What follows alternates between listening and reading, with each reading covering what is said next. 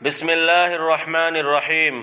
حضرت عمر بن خطاب رضی اللہ تعالی عنہ روایت کرتے ہیں کہ ہم رسول اللہ صلی اللہ علیہ وسلم کے پاس بیٹھے تھے۔ اچانک ایک آدمی جس کا لباس نہایت سفید اور بال نہایت سیاہ تھے آیا۔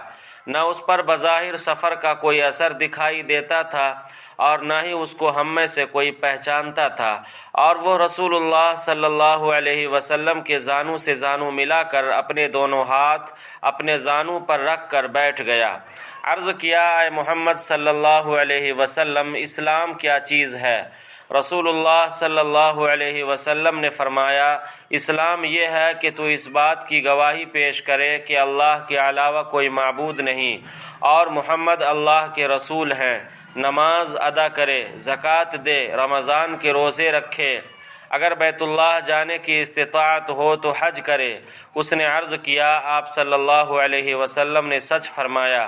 اس پر ہمیں تعجب ہوا کہ آپ صلی اللہ علیہ وسلم سے سوالات بھی کر رہا ہے اور پھر آپ صلی اللہ علیہ وسلم کے جوابات کی تصدیق بھی کر رہا ہے۔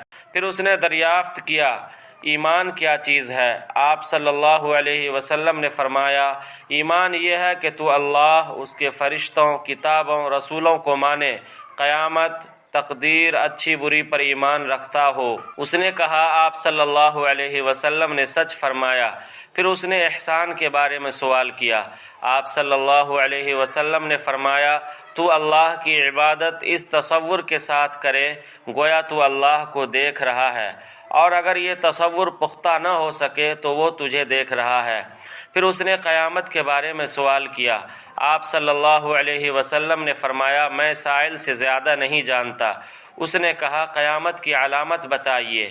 آپ صلی اللہ علیہ وسلم نے فرمایا، لونڈی اپنے آقا کو جنے گی اور ننگے پاؤں، ننگے بدن، مفلس بکریاں چرانے والوں کو عمارتوں کی تعمیر میں فخر کرتے ہوئے پاؤ گے۔ پھر وہ سائل چل دیا، میں کچھ عرصہ ٹھہرا رہا۔